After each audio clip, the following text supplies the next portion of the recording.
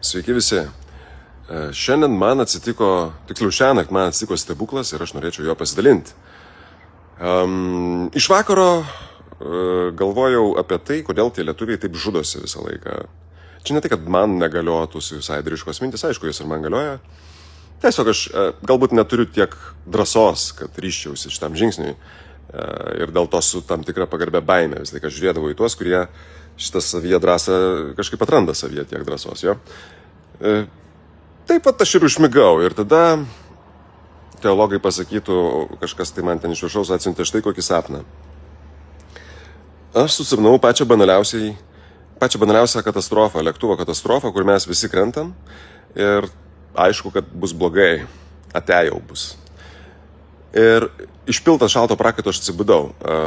Netgi teko pasivaikščioti ratais, tam, kad galėčiau nusiraminti ir vėl užmigti. Ir užmigęs aš vėl patekau į tą patį sapną. Viens prie vieno, tas pats lėktuvas, mes vėl krentam ir net tie patys žmonės aplinkui mane sėdi ir klykauja.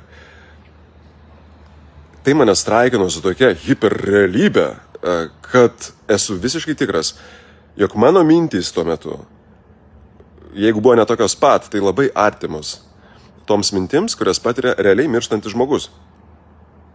Ir čia galbūt reikėtų pasakyti iš pradžių, kokios mintis tai nebuvo. Tai nebuvo mintis apie tuos mūsų tradicinius tikslus ten iš serijos. Ar uždirbai tą sumą, ar ten pasistatei namą, ar ten, nežinau, ar ten kažką padarei, ten nusipirkai tą, na. Neegzistuoja tokie svarstymai paskutinėmis akimirkomis. Ir normalu, nes ir pats Dievas turbūt neklausia tų, kurie pas jį ateina, kad ir kas ten bebūtų, iš serijos, ar nusipirkai namą. Nu, ta prasme, labai lievas Dievas būtų, ar ne? Tai štai, tokių minčių nebuvo, bet užtat buvo kitos. Ir aš labiausiai galvoju, ir man atrodė, kad aš visą amžinybę apie tai galvoju. Nes tas kritimas, jisai visada toksai kažkoks atrodė amžinas.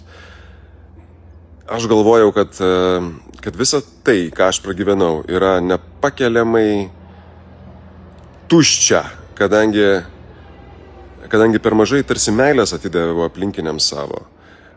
Aš vien tik tai ant minimalaus lygio tą palaikydavau, grinai turbūt tik tai tam, kad, na, su manim ten pasisveikintų, kad neblokuotų Facebook'e, toks optimalus, minimalus galbūt lygis tos meilės, kurią mes duodam, ištransliuojam iš savęs, nu, grinai tam, kad egzistuotų.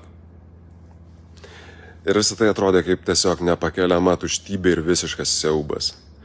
Beprasmybė, kurios tiesiog neįmanoma iškentėti, nes tai atrodė, kad tau tiesiog kažką davė, tu teškiai visą tai sieną ir tau tiesiog tai net nerūpi ir tu tiesiog supratai, kad blemba, taip negalima. Ačiū, kad išklausėt. Geros jums dienos.